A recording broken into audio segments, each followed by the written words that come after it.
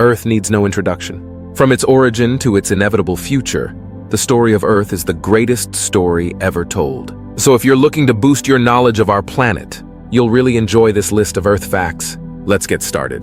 The Big Bang created all matter in the universe. Ready? Start your stopwatch. In just a fraction of a second, all matter in the universe was created from the Big Bang. The physics we use do not apply to the creation of the universe. From the initial phases of the Big Bang, the universe now holds a mammoth collection of galaxies, stars, planets, and other solar remnants. We know this because we observe them using the Kepler and Hubble telescopes. On the grand scale of things, Earth is tiny in comparison. The universe is expanding into the unknown. The universe is immeasurable in size. And for all we know, the universe is expanding indefinitely into limitless bounds. We know the universe is still expanding because we measure the redshift of light. Redshift means that light stretches when objects move away from you. Alternatively, it's blue shift when moving toward. It's like the Doppler effect, which uses sound waves, but redshift uses light. Welcome to the Milky Way galaxy. Earth belongs to the Milky Way galaxy. It's home to over a billion stars and ours is the sun. A supermassive black hole is at the galactic center. Galaxies are flat because things that rotate flatten out on the rotational axis. For example, Earth is longer at the equator axis because of its rotation. Galaxies are also rotating around some point in space. This is likely where the Big Bang occurred. Gravity sculpts solar systems. What brings order to Earth is gravity. Gravity is always at work. Not only did gravity sculpt our universe, but it's also why rocks fall downhill. Gravity is the constructor of our planet billion years ago. Depending on where you are on Earth, gravity varies. For example, gravity is Ms in Peru and M is in the Arctic. This is because mass, like mountains, and the bulge at the equator amplifies it, constructing a planet. The core accretion model describes the creation of our planet and solar system. Solar winds swept in hydrogen and helium closer to the sun because these particles were smaller in size. But the sun couldn't pull in heavier elements because of their mass. They spiraled and gelled together into planets of their own. Earth coalesced to form spheres of its own. The heaviest material like iron and zinc sank to the core. Finally, lighter material remained on top to form a crust. The two opposing forces of Jupiter and the Sun counteracted each other, stabilizing the terrestrial planets and an asteroid belt between them. Third rock from the Sun. Earth lands in the third spot from the Sun. Fusion reactions power the Sun. By fusing hydrogen with helium, the Sun releases vast amounts of energy toward Earth. It takes light minutes and seconds, astronomical unit, to reach us. Earth is the only planet known to harbor life because of the healthy portion of UV rays that heats it. Earth has had major phases, a brief period of heating up from the heavy bombardment stage, and everything since which cooled the Earth. The early stage was fast and catastrophic with tons of impacts and tremendous heating. Earth is a red marble. If you lived on Earth billion years ago, it would have looked like a completely different planet. Earth was in a molten state. Rivers of lava flowed with scorching hot temperatures. Earth spun with incredibly high velocity, nearly times as fast as it did today. Like a scene from a Michael Bay movie, meteors and asteroids pelted Earth for millions of years. This violent era was the late heavy bombardment stage, a sight unseen from the human eye. From red to the blue marble, it was the dawn of a new age because of the formation of the moon, clues to our origin. How do we know the late heavy bombardment stage was a violent time in Earth's history? Earth has erased all the evidence of any impacts because plate tectonics destroy, create, and recycle rocks. This is why we gaze toward the moon. Because plate tectonics don't exist on the moon, the impacts from this violent period are still visible as craters. There are other clues about the formation of our solar system. For example, we probe orbiting comets to study the origin of water. Finally, we explore Mars to delve into the necessary conditions for life to exist in the universe. Earth's interior has layers. The Earth is separated by distinct layers with a core, mantle, and crust. Imagine Earth as a chocolate-covered cherry. The core, km of Earth, is like the pit of a cherry because it's solid. The mantle, km, is like the cherry, which is mostly solid and behaves like a viscous fluid. Finally, the crust, km, is the outermost shell. It's rigid because lighter material remained at the surface. But the heavier material like iron and zinc sank to the core. We use earthquakes to peek into Earth's core. The ground-rattling tremors of an earthquake generate unimaginable amounts of energy. During an earthquake, a break occurs on a fault. This is the driving force that generates seismic waves which pulse through the crust and mantle. Depending on the type of rock, waves either speed up or slow down. If the rock is cold, waves travel quickly. But if rocks are hot, waves travel slowly. From seismic stations around the world, we listen to the ground shaking like a tape recorder. From these tomography readings, we produce D-models of the Earth's interior. Earth meets Moon. The Moon has been a close companion for as long as Earth's formation. The early Earth spun so fast that a day lasted just hours. After the Moon collided with Earth, it tilted it on its axis, giving seasons. In tandem, they control tides, slow rotational speed, and stabilize Earth from wobbling. There's just one moon that orbits Earth, but if you stepped foot on Jupiter, you would see the seasons. The formation of the moon had profound effects on balancing Earth's climate. Not only did the moon slow down Earth's rotation, but the impact tilted Earth on its axis. This collision promptly delivered seasons to Earth. If it wasn't for the moon, Earth's climate would be unpredictable and have wild shifts. This is because the gravitational pull of the moon has a stabilizing effect on Earth, preventing it from wobbling like a top. Earth's poles are north and south. If you stick a pencil directly through the Earth at the point of rotation, these 2 points are the north and south poles. Geographically speaking, it's where lines of longitude meet. If you were to travel to the North Pole, it's nearly impossible to install a physical marker there. This is because the North Pole is covered by moving ice in the Arctic Ocean, but the South Pole is currently positioned on the continental landmass of Antarctica. Even though Antarctica moves only a few meters a year, we have marked the true south with a permanent marker station. Earth is the densest planet. Terrestrial planets tend to be rich in metals and silicate rocks. Earth is the largest and densest of all terrestrial planets. If you crunch the numbers, Earth is jam-packed with mostly iron, oxygen, silicon, and magnesium. Finally, nickel, sulfur, calcium, and aluminum make up most of the rest. In terms of mass, gas giants like Jupiter dwarf Earth.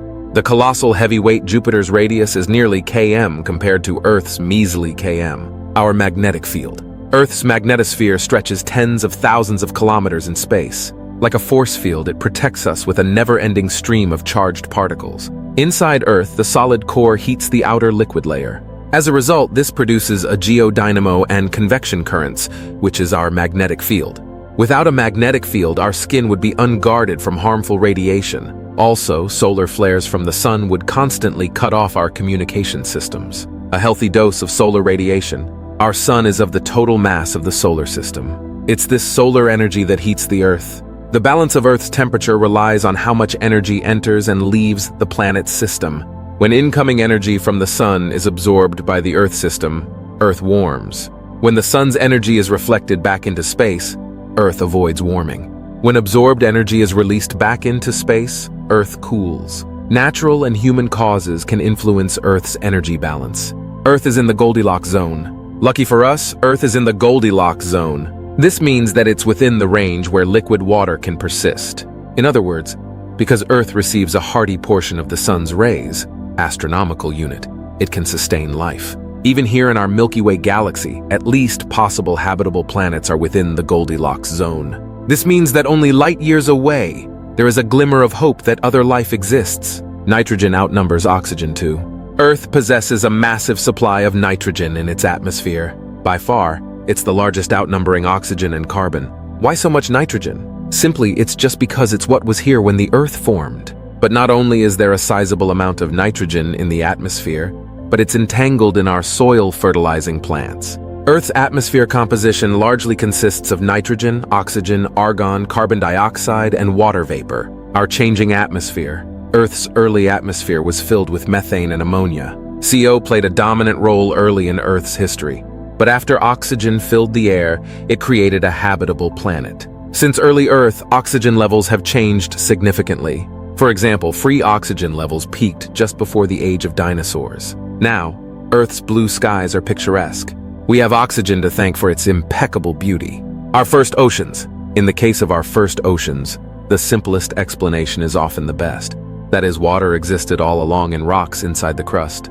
Because Earth's interior contains minerals with hydrogen and oxygen, volcanoes continually degassed, releasing HO as water vapor. If it weren't for the process of degassing our planet through volcanoes, we wouldn't have any air to breathe. Volcanoes erupt and lava spews out, but it also ejects gas into the atmosphere. One full rotation takes hours. A full day on Earth is clocked at h-min sec. In order to make a complete rotation in this amount of time, Earth travels at miles per hour, km/h. That makes Earth's rotation faster than a bullet train, but not a speeding bullet. But our bodies are so used to it that we don't feel its speed. Earth's rotation is a pace setter for our sleep patterns. If you shine a flashlight on a spinning top, the side lit up is daytime. The dark side is nighttime. That's how our day-night cycles work with the sun as our flashlight. Earth is not a perfect sphere. Earth is an oblate spheroid shape, but it's nowhere close to being flat. As the Earth spins on its axis, it flattens at the poles and widens at the equator. Sir Isaac Newton proposed that the centrifugal force causes the planet to bulge at the equator and somewhat squash at the poles. This is why geographers model the Earth as an ellipsoid, which is a sphere slightly flattened at the poles. Ocean tides and the moon. It's not only rotation that causes Earth to flatten at the poles, but it's also from the moon's gravitational pull. Because the moon is close to the Earth, it stretches the planet where it's facing. When the Earth rotates, the bulge shifts on both sides of the planet according to the position of the moon. In full swing, this causes sea levels to rise and fall, which are ocean tides. The sun has a lesser effect than the moon. Even though the moon is smaller, the moon is closer. So this means that its pull is stronger than the sun.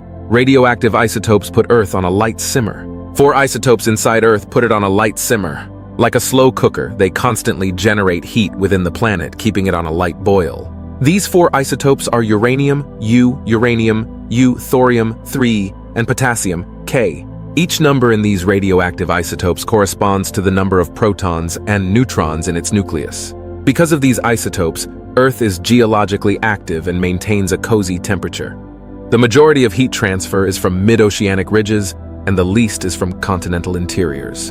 Heat transfer from convection cycles. Imagine you are boiling water in a pot. If you boil one side of the pot, it warms up where the flame is. When hot water spreads out, it mixes with the cold water. Eventually, this movement of hot to cold creates a circular motion, which is the convection cycle.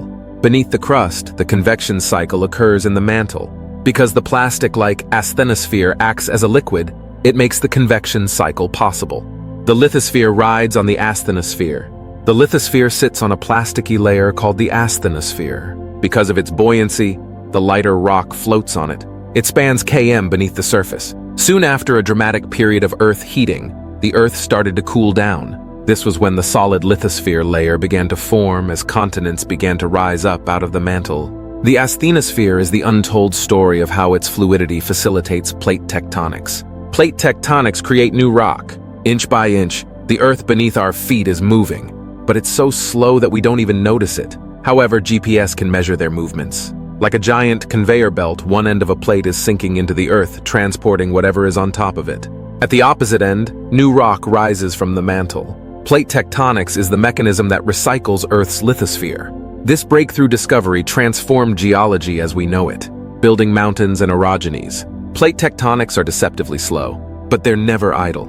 When convergent plates collide, plates thrust upwards to build mountains. This geologic process of vertical upheaving is the orogenies or mountain building events. Since the beginning of Earth, plate tectonics have carved out chains of mountains that have reshaped the landscape inside and out. While young rock appear and disappear, cratons are stable pieces of the continent that have lasted over billion years old. Tearing down mountains, from the remarkable process of plates colliding to build mountains, they are only to be dismantled by the process of weathering, erosion, and transport. By mostly water, wind, and ice, mass wasting is the removal of rock due to erosion. Then, it involves the transport of sediments downhill due to gravity. Currently, Mount Everest is thrusting upwards faster than it is being eroded away. But in hundreds of millions of years, erosion could take its toll, shortening it by millimeters each year. A breath of fresh air. There wasn't always a breath of fresh air on Earth. Methane and nitrogen choked any potential life in Earth's early atmosphere. But this doesn't mean that life didn't exist. Long ago, tiny microscopic cyanobacteria flourished in ocean environments. They evolved to carry out photosynthesis anaerobically. The key to their existence was that they didn't need oxygen to survive. As a byproduct, cyanobacteria released oxygen, which was toxic for them. As oxygen filled the oceans and then the atmosphere, this event was the Great Oxygenation Event. This paved the way for aerobic organisms to carry the torch. A struggle for constant oxygen. About a billion years ago, life existed without photosynthesis. Cyanobacteria used heat from volcanoes or mid-ocean ridges, then released oxygen into the oceans and air. Because iron rusts when it reacts with oxygen, these layers were red. So the red, oxidized layers mark a time when there was oxygen. The alternating layers in banded iron formations, BIF, consist of red minerals, oxidized and unoxidized black iron. These remarkable formations give a sneak peek of how oxygenation was just starting to get a foothold in this geologic period. An ozone layer like sunscreen. The ozone layer shields us from harmful UV rays like sunscreen. The thickness of the ozone layer varies worldwide and by season. Ozone ranges from to kilometers in the stratosphere. Cross the line, and suddenly there's less as you go upwards. Ozone is good up high, bad down low. This colorless gas is made up of 3 oxygen atoms. It's the first line of defense that arms us against ultraviolet rays. If you strip Earth of its ozone, you strip it from most life forms. A nearly closed system. The escape velocity of Earth is the speed at which an object must travel to break free of a planet's gravitational pull into space. Like a mason jar, Earth is nearly a closed system. We lose some hydrogen from the atmosphere due to its escape velocity, and we get the occasional meteor strike. But in general, Earth is a closed system because it doesn't exchange matter from or to the outside. Earth exchanges energy due to incoming solar radiation, but little matter leaves or enters. The rock cycle recycles the crust. If you could speed up time, you would see rocks continuously cycling from the surface down into the deep interior of the planet and back up again. Like a well-oiled machine, rocks transform from igneous, sedimentary to metamorphic over long periods of time. This process where rocks are created, altered, and formed again is the rock cycle. Volcanoes form igneous rocks. Volcanoes are the foundation for igneous rocks. Like a bottle of champagne with a cork in it, liquid rock pools in the magma chamber. Once you pull the cork, the volcano erupts from the mouth spewing lava. Like wax dripping down the side of a candle, igneous rocks form. So hot lava drips on the side of volcanoes, then cools, hardens, and become igneous rocks like granite and feldspar. Without igneous rocks, there wouldn't be the rock cycle. Metamorphic rocks from pressure. Metamorphic rocks change in form from pre-existing rocks. For example, a rock that was once made of sand is changed or metamorphosed into another type of rock from heat and pressure. When it's metamorphosed, it's soft and pliable like cookie dough. This intense pressure for metamorphic rocks comes from inside Earth. Earth's major mountain chains contain metamorphic rocks because it's at plate tectonics boundaries where this intense pressure exists. Sedimentary rocks from compacted sediments. Sedimentary rocks like shale, limestone, and sandstone form from pre-existing rocks. If you start with sand, mud, or organic material, these sediment deposits get eroded and transported over time. This happens because shorelines move back and forth, compacting material below like a steamroller. The new layers of sedimentary rock are on top, and the older layers are on the bottom. Like glue, each successive layer cements over tens of millions of years. For example, the Grand Canyon has stacks upon stacks of sedimentary rocks dating back to billion years ago. The youngest rock is the oceanic crust. Hidden beneath Earth's oceans, underwater volcanoes spew out lava at mid-oceanic ridges, rift valleys. Because divergent plates move apart from each other at these mid-oceanic ridges, magma flows upwards from the mantle beneath. When the lava hardens, it becomes dark, igneous rock basalt at rift volcanoes. Because divergent plates fill in the gaps with basalt, oceanic crust is young geologically. Over time, the plates grow at oceanic crust, and older rock is pushed away from mid-oceanic ridges. Earth's most prominent feature is hidden beneath the ocean. If we removed all oceans in the world, Earth's most prominent feature would be its underwater mountain chains. There are over kilometers of mountains hidden at the bottom of our oceans. These occur at divergent plates, where plates move away from each other. On the flip side, trenches form where plates move toward each other. For example, the Mariana Trench is the deepest natural point in the world. This is due to the subduction that occurs at 2 convergent plates. Around a billion years ago, 2 unicellular groups existed as bacteria and archaea. Scientists have found that certain protein families likely descended from the organism. Leuca was found to withstand hot temperatures. This means they likely thrived in an iron-sulfur-rich lifestyle like deep-sea hydrothermal vents. Your identity is in the genes. Just think about it. Your very own identity is decided by combinations of letters of DNA, A, T, G, and C.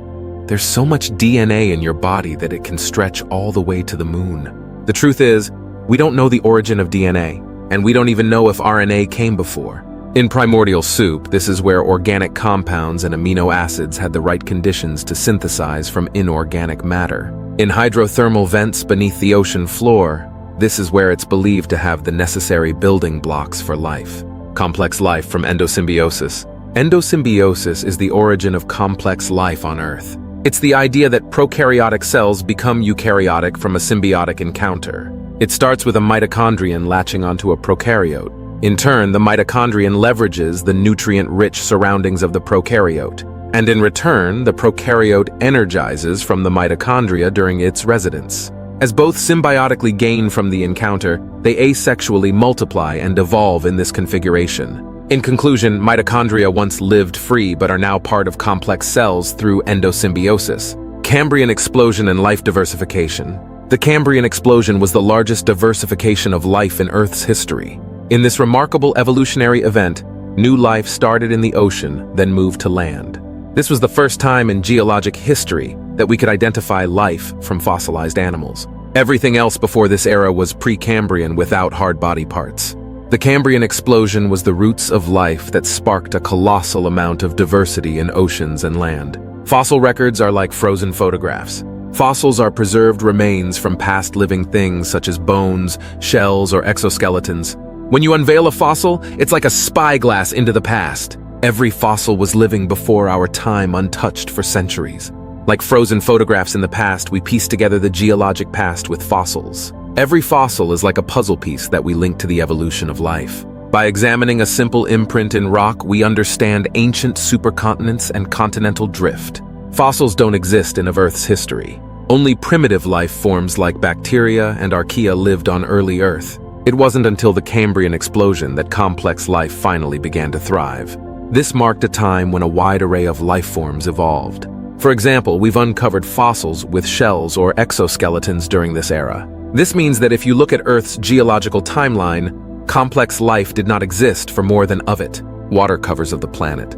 Earth is nicknamed the blue marble because water covers of it. The vast majority of water is in our oceans. While is fresh water is salted. Of the fresh water, most are locked in glaciers in the polar regions or groundwater. Water is essential for us because it drives the hydrologic cycle, weather patterns, and all life on Earth.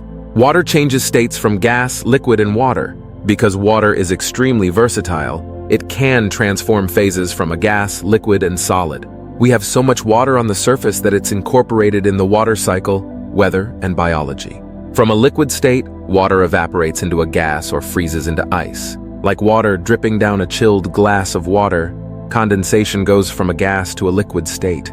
Finally, melting is when the sun beams down on ice, converting it to a liquid. Water is on the move in the hydrological cycle, from reservoirs to the air and back to surface water again. Water is always in motion. It's the hydrologic cycle that describes how water moves on, above and below the surface. And it's all driven by the sun's energy. The main focus is how water is stored in the atmosphere, glaciers, oceans, plants, and humans. Most evaporation takes place in oceans. It's the Coriolis effect that moves it. The Coriolis effect drives air circulation. When a pocket of air heats up, it causes that hot air to rise. Other air rushes into the space to replace the risen hot air. This phenomenon is wind. If Earth didn't rotate, warm air at the equator would simply transfer to the poles. But because the Earth rotates, air starts to swirl like a merry-go-round. This is the Coriolis effect that causes storms to veer counterclockwise in the northern hemisphere and clockwise in the southern hemisphere. A weather-driven atmosphere, weather patterns have tremendous impacts on people and ecosystems on Earth. Clouds are like floating reservoirs of water. Like squeezing a sponge, it redistributes water in the form of rain, sleet, and snow. This has influenced migration patterns and the type of vegetation that grows. 1 billion tons of water falls every minute on Earth. Severe weather like tornadoes, hurricanes, and flooding have displaced people from homes, costing billions in damage. A layered atmosphere.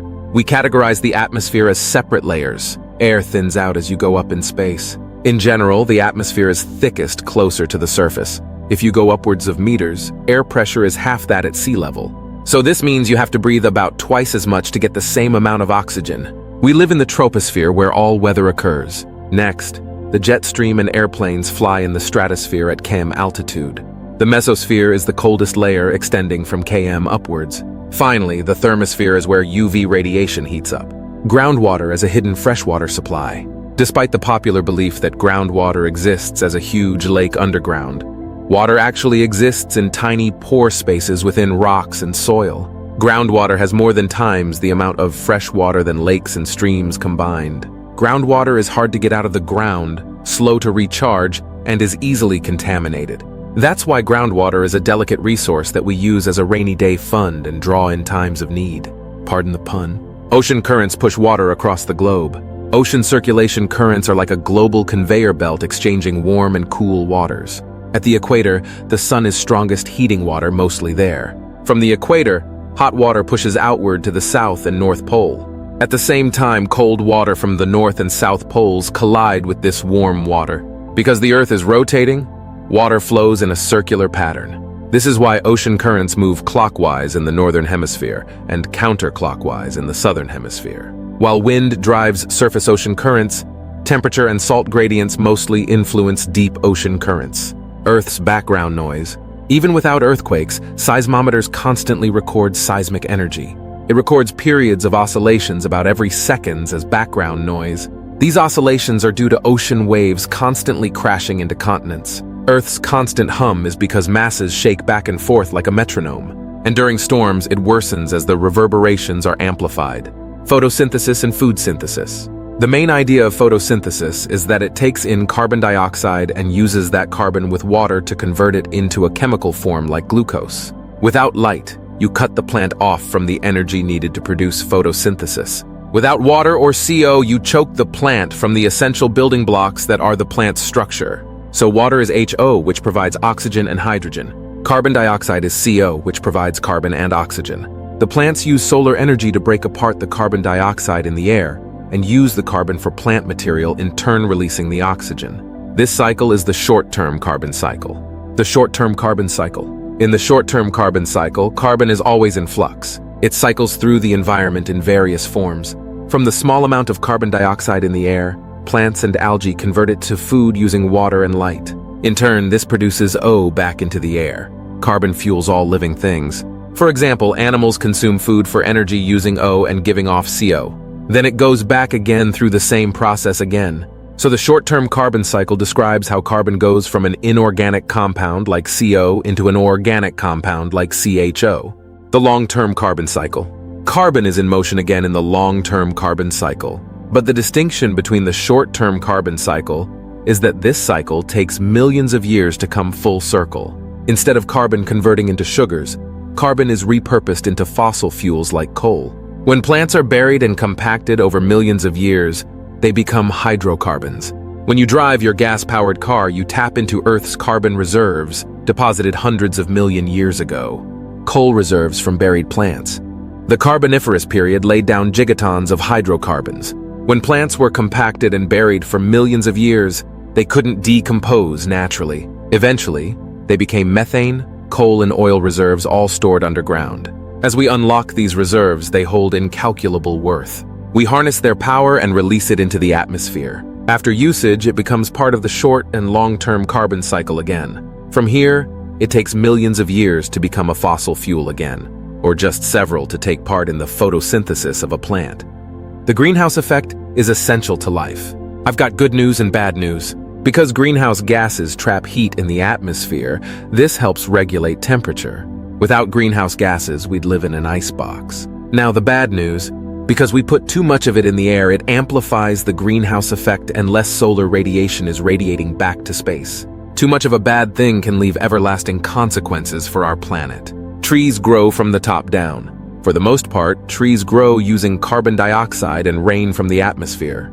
Plants use sunlight to undergo photosynthesis. Then it produces sugars to create the trunk and other structures of the tree. The nutrients that plants get from soils mostly aren't used as part of the main body and structure of a tree. Plants use these nutrients for the more complex structures within plants, such as functional proteins and enzymes. This means that most of the dry mass of trees is made from the contents of the air. Gas burnt in your car ends up in plant material.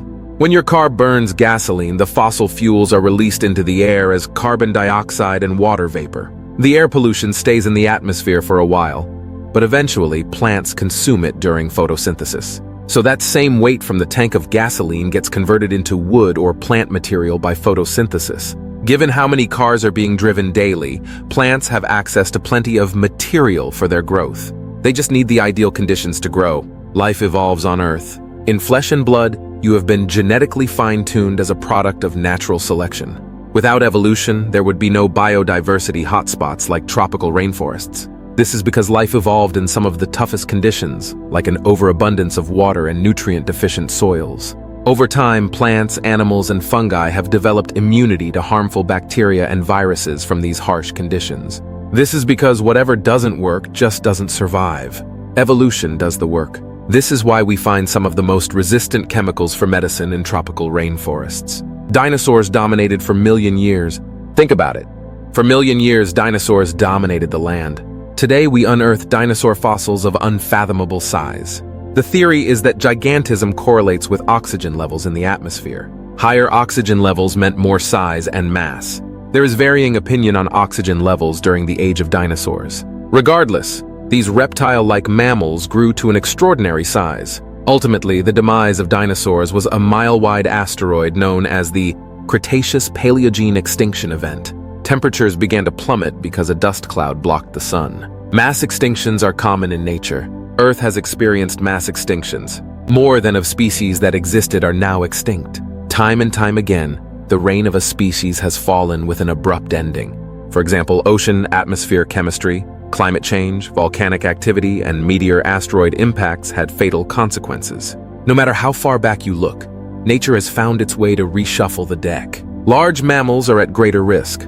For example, giant sloths, mastodons, and saber-toothed tigers became extinct only about years ago. They just couldn't find a way to outmuscle nature. The supercontinent cycle. The land beneath our feet is in motion. We know this is true because we measure their movements using global positioning satellites. On average, continents move about inch per year. Plate tectonics drive the reshaping of continents. Inch by inch, this accounts for incredibly long distances over millions of years. Long ago, cratons merged to create vast stretches of land. For example, Valbara, and most recently Pangaea, sometimes spelled Pangaea, took part in the supercontinent cycle. Supercontinents and superoceans. One continent, one ocean. If you had a time capsule and traveled back in time million years ago, you'd experience Earth as one of the supercontinent of Pangaea.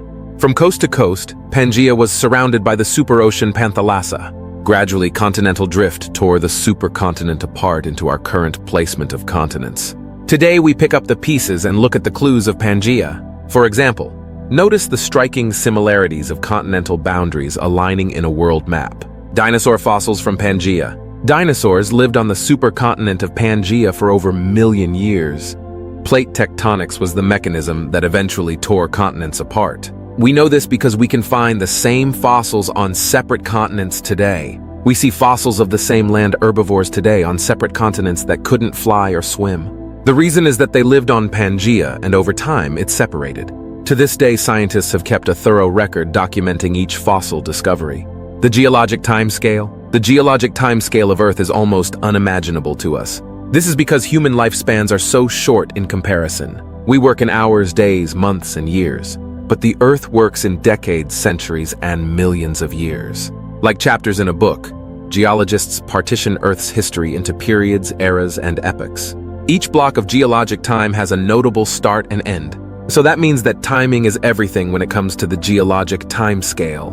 Meteorites date the Earth as B years old. Geologic time seems to be a Goliath that many of us David Earth scientists wrestle with. Earth is a staggering billion years old. Despite the challenges of grappling with geologic time, we can come up with a decent estimate of Earth's age by studying meteorites. Meteorites are remnants from when all the planets were forming. Some of them still land on the planet today. By dating meteorites, we find that the oldest rocks are often billion or so years old. Carbon dating uncovers age. All life contains different types of carbon. When an organism dies, carbon C breaks down. However, carbon C doesn't break down. By examining the ratio between the two for dead matter, we can estimate age with carbon dating. But there are limitations to measuring beta decay. At a certain age, years or so in history, there isn't enough carbon that remains from the organism to make an accurate estimate. The Grand Canyon reveals Earth's age. Rocks tell us about colliding continents, meandering streams, and volcanic eruptions. In the case of the Grand Canyon, the multi-layered strata provide insight into the age of the Earth. Like a stack of pancakes, younger rock layers pile on top of older layers. We use the law of superposition to reveal Earth's age. For example, the base of the Grand Canyon is pre-Cambrian basement rocks. These were formed from flowing magma, which cooled and hardened about billion years ago. Most of the rocks on top are sedimentary, like shale, limestone, and sandstone. Magnetic pole reversals. The Earth is one big magnet. This is why when you use a compass, it points to the magnetic north. But north didn't always point northward. On average, it takes years for Earth's magnetic north to flip polarity. As shown in rocks, magnetic pole reversals are one of the key gateways to recognizing the past. On average, pole reversals occur every 2 years. We may be due for one soon. Planetary. Chandler wobbles. Earth spins on its axis of rotation. But it doesn't spin perfectly. Like a toy top, it wobbles when it spins. This displacement is known as the Chandler wobble. Precession occurs because the Earth is not a perfect sphere. It flattens out at the poles. But the Chandler wobble activates a wobble that is minuscule. It's just feet in deviation at the North Pole. No longer a mystery. The key driver of wobbling is temperature and salinity changes at the bottom of the ocean. Ice ages are periodic. Earth revolves around the Sun in a roughly circular orbit. But roughly every year, its orbit becomes more eccentric from gravitational interactions. It's close to circular now, but like a pendulum, the eccentricity will swing back the other way. It's because Venus is so close and Jupiter is so large that gravity affects its orbit. There's been a noticeable trend in climate, temperature, and seasons due to the Milankovitch cycle. Earth was a snowball. Earth experienced large ice ages. During this time, a hefty layer of ice smothered our planet. It was unimaginably frigid at this time, where temperatures dropped to dig-chi lower than it is today. Ice ages happen for several reasons. In the eyes of Milankovitch, Earth is prone to ice ages because of how its cyclical movements affect climate. At least this is reasonable to assume for the last ice age years ago. Atmospheric chemistry, solar output, and ocean currents can trigger ice ages. Glaciers chisel away the land like a rake. Like a rake scraping the dirt, glaciers leave a lasting impression on the land. During the last ice age, glaciers scraped away rock in Canada, dumping most of it the northern United States. They tore mountains down, carrying a vast amount of rocks from the continent across the border. Continental glaciers chisel away at the land, leaving its fingerprint in the land. For example, Long Island, New York, is the result of glacial debris from the sediment dumping of a glacier terminal moraine. Continents are still rebounding from the last ice age. Only about years ago, ice covered all of Canada. Mountains made of ice pushed down on the continent with immense pressure. For example, the Hudson Bay may have depressed over 1 kilometer. After the ice melted, Canada began lifting. We know this because we measure its vertical motion with GPS. Imagine squeezing a sponge and watching it return to its shape. Similarly, isostatic rebound is quick at first, then slows down. This process of glacier rebound is due to the asthenosphere behaving in a fluid manner. Because ice had been removed, the compressional force no longer exists. Humans have only explored of oceans. We've mapped of our oceans at km resolution using satellite radar. If you account for shipping routes and scientific expeditions, we've mapped out about of ocean bathymetry with sonar. So that means we have oceans mapped at about meters resolution, which is the same as our surface maps of Venus and Mars. The other? The reality is that most of our oceans are totally untouched. Even though of Earth is covered by oceans, we know little about our ocean seafloor. Despite the need to understand ocean CO sequestration, nutrient recycling, and untapped energy resources, the biggest drawback is the high cost of exploring oceans. The Earth is breathing. The Earth is breathing. We gauge Earth's metabolism based on the rate at which plants absorb carbon dioxide out of the atmosphere. Net primary productivity is how much carbon dioxide is taken in during photosynthesis, minus how much is given off during respiration. For example, lush tropical rainforests are the most productive places on the planet, but tundras are the least productive because little photosynthesis takes place in polar regions. Climate feedback loops. Climate feedback loops either amplify or reduce climate change. For example, a warmer climate could increase cloudiness because of the increased water vapor in the atmosphere. Because clouds reflect of incoming solar radiation, more clouds could slow the increased warming from less heat absorption. This is an example of a negative feedback loop. An example of a positive feedback loop is the melting of permafrost.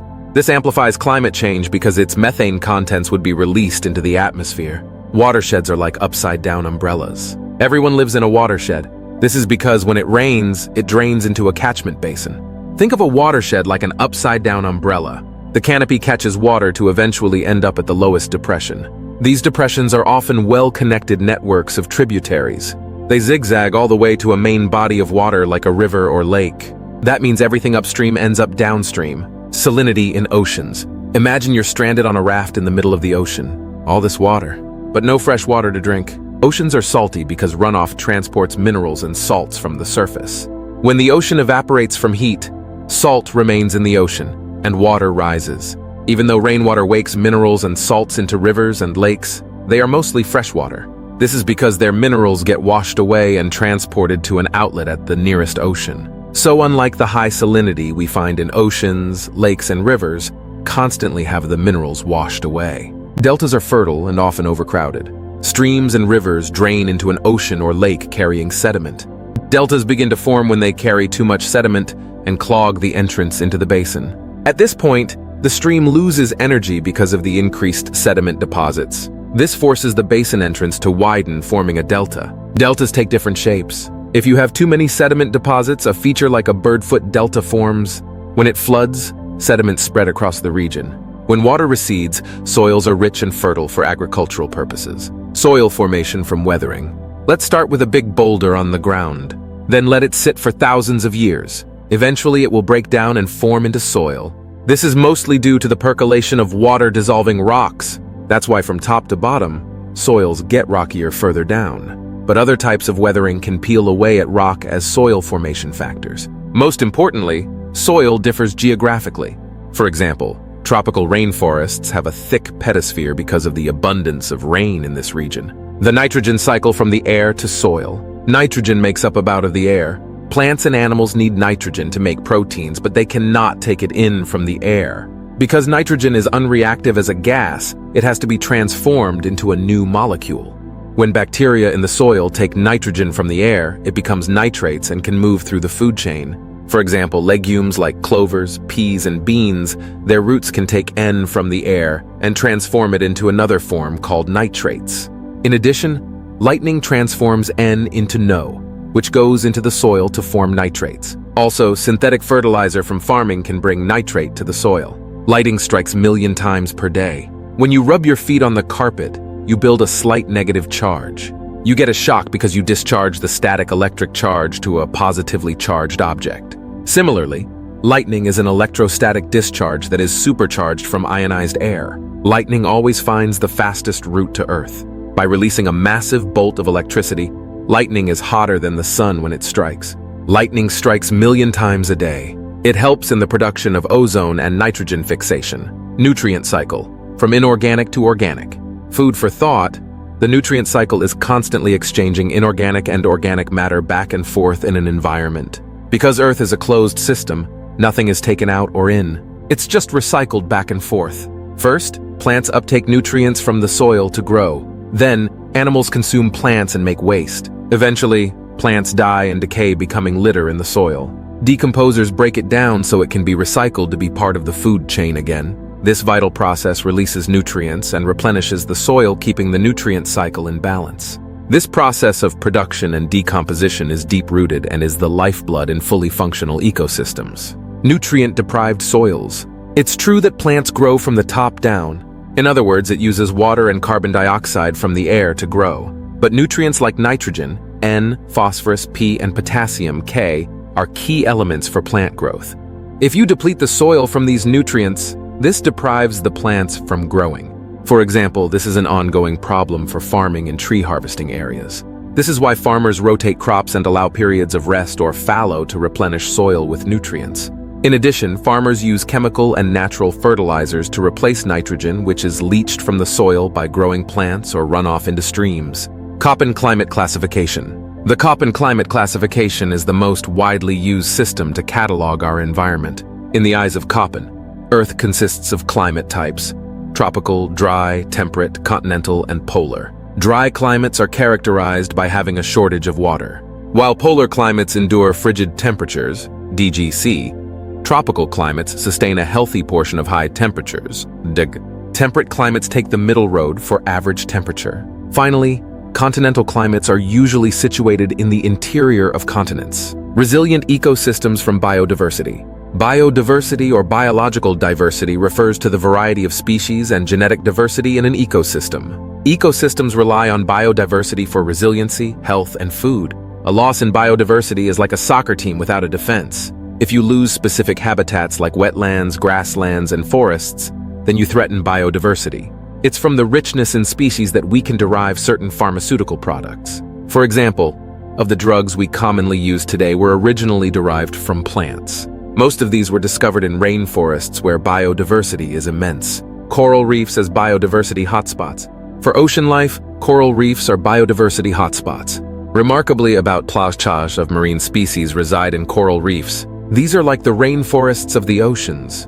From an environmental standpoint, there's been a race to protect them. Not only does overfishing threaten coral reef health, but stress from rising temperatures, ocean acidity, even sunscreen can harm coral reefs. Scientists argue that coral reefs face extinction in years, so the spotlight is on coral reefs. For example, replanting is just one way scientists are restoring these underwater biodiversity hotspots. The food chain and you. All living things rely on each other because they are part of the food chain. At the bottom of the food chain, plants are natural producers and provide food and nutrients to consumers. Herbivores nourish plants and insects. Then, predators prey on herbivores or other predators.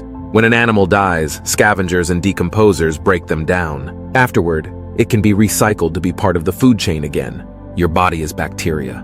By 2, colonies of bacteria outnumber your human cells. In other words, we are borderline bacteria. But there shouldn't be a negative connotation to this. Bacteria are instrumental in breaking down sugars, digesting food, and protecting against infections. And the reason is that your body functions best by evolving with both human cells and bacteria. You wouldn't be who are you today if it wasn't for the underappreciated bacteria. Humans have existed for % of Earth's history. Earth was a lonely place for most of its history. If you hold out your arm and clipped a fingernail, that's less than the duration that humans have existed in Earth. The earliest modern human fossil found was dated to be about years old. Humans migrated and spread throughout the continents. Like an insurance policy, this helped prevent humans from extinction during cold spells. But our distinct advantage was our enormous brains and ability to communicate. We are made of stardust. At the start of the universe, the Big Bang created all the hydrogen and helium in the universe. Afterward, all the heavier atoms were made during a supernova. This is the dying last stage of a star when the star explodes. Heavier elements like copper and zinc get flung out into space. We find these elements in our bodies and the food we eat. So that means we are composed of bits of old supernova and cosmic dust. Energy conversion through cellular respiration. The single most important biochemical reaction human beings need is cellular respiration. Without it, we wouldn't exist.